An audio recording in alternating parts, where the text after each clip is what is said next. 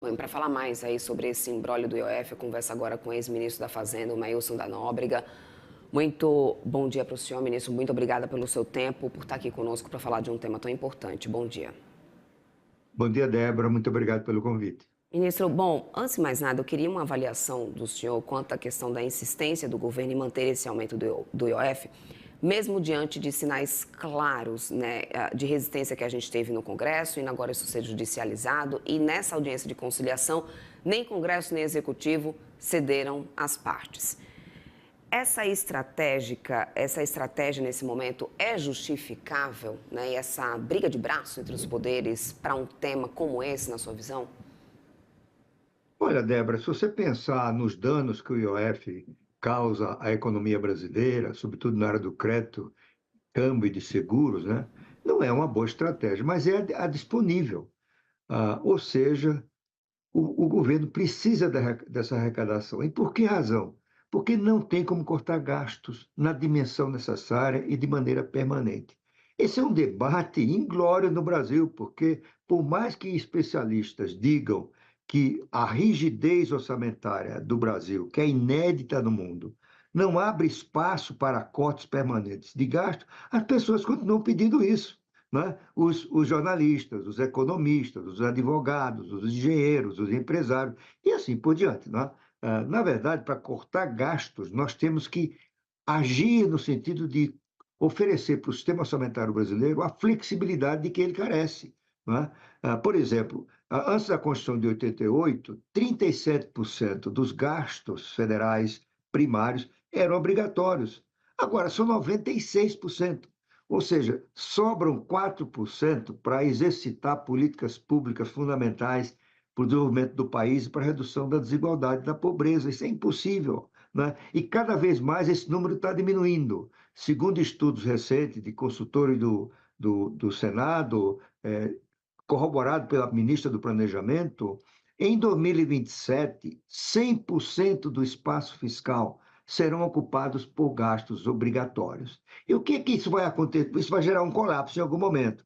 Mas voltamos ao ponto. Desde a Constituição de 88, que todos os governos recorreram ao aumento de tributação, basicamente para fazer ajuste fiscal. Né? Isso começou quando eu estava lá no Ministério da Fazenda, quando a Constituição de 88 foi aprovada, e nós fizemos um estudo no Ministério da Fazenda, em que ficou comprovado que a Constituição, no campo econômico, tinha sido um desastre, não é? De várias formas, não só por aumento de despesa, ainda que justificáveis no campo social, mas incompatíveis com o estágio de desenvolvimento do Brasil. Ninguém perguntou se o Brasil podia pagar a previdência generosa que a Constituição criou e os governos posteriores pioraram, né, com aumentos reais do salário mínimo. E o salário mínimo indexa 60% dos gastos previdenciários. Só para você ter uma ideia, de 90 para cá, o salário mínimo cresceu 181% acima da inflação, ou seja, os gastos da União com previdência que dependem do salário mínimo praticamente triplicaram. E essa é uma das razões porque o gasto público federal praticamente dobrou como proporção do PIB nos últimos anos. Né? Então, essa é a dura realidade. Não é? E no meu tempo, como eu estava dizendo, nós chegamos à conclusão que tinha que aumentar a arrecadação, porque o imposto de renda também tinha sido reduzido em sua função de gerar receita para a União. A Constituinte transferiu para estados, municípios e fundos regionais de desenvolvimento 47% da arrecadação de imposto de renda. E agora 50%, porque os prefeitos, todo ano, eles vão para Brasília e conseguem um pouquinho mais, já está em 50%. Ou seja, se o governo precisar de recursos do imposto de renda para fazer um ajuste fiscal, tem que cobrar o dobro. Né? Isso é uma coisa inacreditavelmente confusa, equivocada e que vai trazer problema para o Brasil. Enquanto isso não acontece, enquanto o Brasil não faz um ajuste de conta com essa rigidez orçamentária, nós temos que fazer uma reforma da Previdência, né, que elimine diferenças de regime, não tem que ter urbano e rural, não faz nenhum sentido, até porque o urbano vive menos, a expectativa de vida é menor do que o rural. Não tem que ter diferença de gênero, né? as mulheres se aposentam com 62 anos, os homens com 65, até porque as mulheres têm expectativa de vida mais elevada do que os homens. A rigor, devia ser o inverso, né? Pela expectativa de vida, os homens deviam se aposentar primeiro, né? Você tem que desvincular o salário mínimo das aposentadorias. Isso é uma maluquice, desculpe usar as palavras tão fortes, que só o Brasil faz. Os aposentados e pensionistas em todo o mundo têm a garantia pelo Estado de que os seus rendimentos não serão corroídos pela inflação e, portanto, eles são reajustados anualmente pela inflação. Aqui, aposentado e pensionista têm ganho real de salário. A coisa é tão esquisita, Débora, que tem sindicato de aposentados no Brasil. O sindicato, a gente sabe, é uma organização criada no século XIX, na Inglaterra, depois espalhou pelo mundo, para garantir poder de barganha aos trabalhadores na negociação dos seus salários e benefícios, né? Agora, aposentado pode entrar em greve para ter aumento da aposentadoria? Claro que não, né? Então, essa esquisitice continua. E, finalmente, uma terceira esquisitice é que nós definimos prioridades fundamentais para o país, não anualmente, como é o caso desde a Babilônia, quando o orçamento começou a ser utilizado. Anualmente define-se as prioridades. Aqui define para sempre. Então, a educação, o gasto da educação é um percentual da arrecadação de impostos. A mesma coisa com saúde. Isso tem que acabar, né? Então, eu acho que nós vamos caminhando para um encontro de contas. E aí, resta comentar. O Haddad está fazendo o que todos os seus antecessores fizeram, né? Ou seja, recorrer cada vez mais à arrecadação, porque não tem como cortar gasto, né? E pode até suspender. E a suspensão começa a paralisar o governo, Débora. Se você olhar as reclamações que têm sido feitas publicamente por diversos órgãos do governo, por exemplo, o Exército suspendeu a formação de atletas olímpicos, que é fundamental, né? Para o esporte brasileiro, porque não tem dinheiro no orçamento. A ANAC, que é da aviação civil, fez uma declaração meio, vamos dizer, forte, né? Ele diz assim, a ANAC está perdendo recursos para exercer sua fiscalização. E, disse ela, corre-se o risco de incidentes e acidentes aéreos por conta disso. As agências reguladoras na área do petróleo, do gás, da energia elétrica, todas elas estão reduzindo a fiscalização, né? Porque não tem orçamento. Elas perderam 25% dos seus orçamentos este ano. Essa é a dura realidade brasileira. E se pensar em corte de gastos, e se pensar em contingenciamento para o ano 2026, que é o principal problema nesse orçamento, e por isso todo esse imbróglio do IOF, aí é onde a gente encontra mesmo a paralisação da máquina pública, porque passa até, inclusive, do mínimo, né, de PIB que a gente precisaria direcionar para investimento, ou seja, que daria realmente um total de paralisação das contas públicas. Mas o fato, ministro, eu também quero te ouvir bastante sobre uma questão, que é o custo político nesse momento para o governo desse imbróglio todo do IOF. Porque, no final, a gente teve uma deterioração gritando aí nessa relação entre poderes, principalmente entre executivo e legislativo. Para além disso, agora o envolvimento do judiciário, que em diversas situações também tem sido apontado, questionado como ultrapassando os seus devidos poderes, né, para determinadas pautas e situações. Então, como que o senhor avalia agora a deterioração da relação entre os poderes, com impacto, inclusive, sobre a governabilidade, né, e com um impasse como esse, que deveria ter sido resolvido na esfera ali dentro política, agora tendo que ser resolvido na esfera jurídica?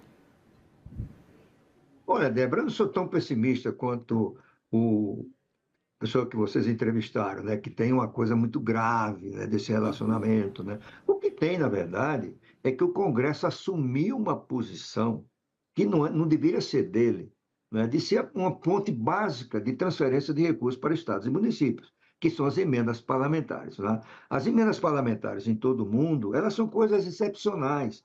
Por exemplo, na Europa, a relação entre as emendas parlamentares e os gastos discricionários do governo é menos de 1%.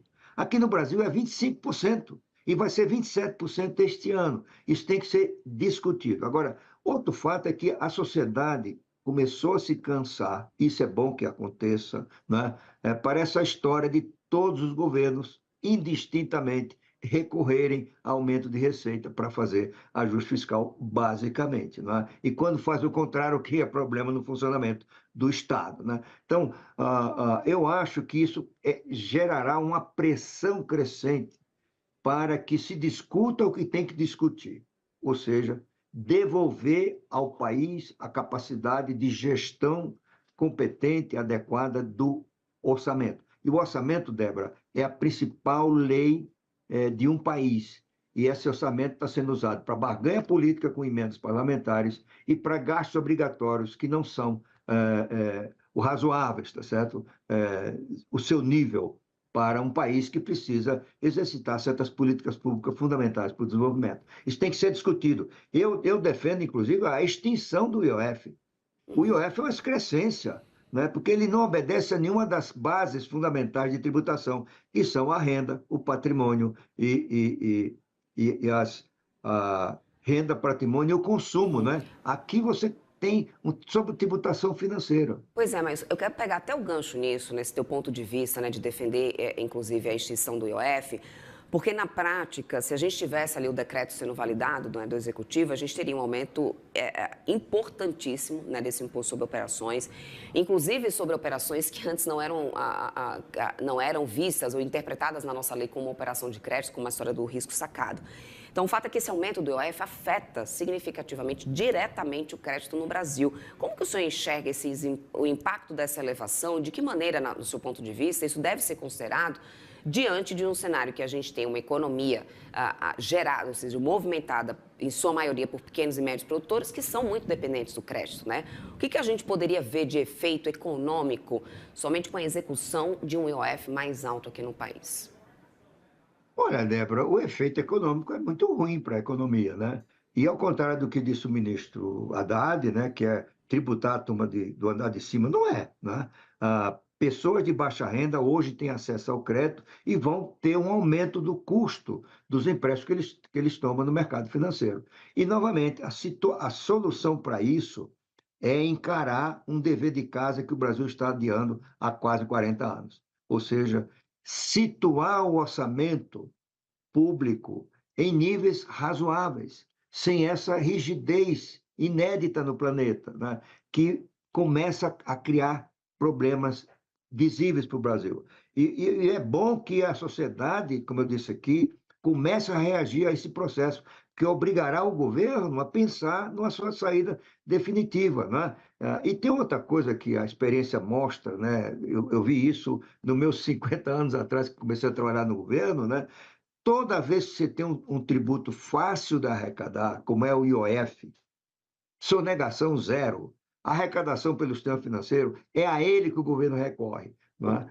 É por isso que o IOF se tornou imposto arrecadatório na prática, quando ele deveria ser regulatório. Né? O IOF nasceu com essa característica, tanto assim, Débora, as pessoas não se lembram que na Constituição de 67, o IOF era regulamentado pelo Conselho Monetário Nacional e não pelo Congresso. Era uma aberração institucional, mas era assim. E quem arrecadava o IOF era o Banco Central, né? E, portanto, não tinha efeito arrecadatório, era para regular o crédito. Eu acho que essa altura do campeonato, nem uma coisa nem outra. O melhor é o Brasil ficar sem o IOF. Ele arrecada 60 bilhões de reais por ano, isso é uma coisa muito séria, muito forte, e a maneira é revogar, e essa revogação se dá num período, vamos dizer, de 10 anos.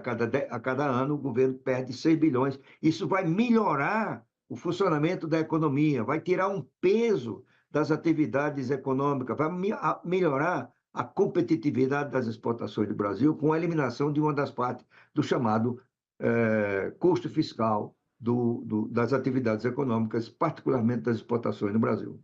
Ministro, só para poder finalizar e aqui amarrar a nossa conversa, porque eu sei que também há uma grande preocupação no mercado quanto ao impacto, né, na precificação dos ativos brasileiros. Como que, na sua visão, essa indefinição atual e também a possibilidade de uma decisão monocrática, obviamente, né, por parte do STF, pode influenciar nos ativos domésticos nos próximos dias, também no câmbio, já que a gente vem se arrastando aí por são 2 meses praticamente, e com muita indefinição ainda em cima de um assunto tão importante? Olha, Débora, eu acho que não vai ter impacto relevante, não. Até porque o mercado já precificou isso no momento em que o OEF foi aumentado, Uhum. né? E o que a gente está tendo aqui é uma pausa nessa arrecadação. Eu acho que, no final das contas, o governo vai levar a grande parcela que ele espera dessa arrecadação. O ministro Alexandre Moraes, a meu ver, talvez ele isente o risco sacado, que o governo já está pensando em isentar, ou até já isentou, né? Mas eu acho que a reação dos mercados não será aquela, né? Que assusta, que as bolsas caem, o dólar sobe. Eu aposto que não vai ter muita repercussão, não. Perfeito, Miss, quero muito O mercado agradecer. já conta com isso. Já está precificado, né? Quero muito agradecer, É. Ministro, aqui a tua participação conosco. Conversamos com o ex-ministro da Fazenda, Mailson da Nóbrega. Sempre bem-vindo aqui na nossa programação. Até uma próxima. Até uma próxima. Obrigado pelo convite mais uma vez. Até Foi um mais, tchau, prazer tchau. participar, Débora.